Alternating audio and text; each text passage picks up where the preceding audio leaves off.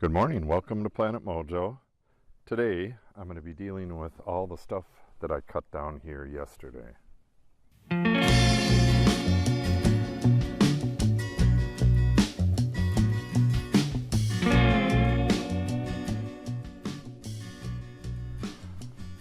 The horses are real curious as to what I'm doing here.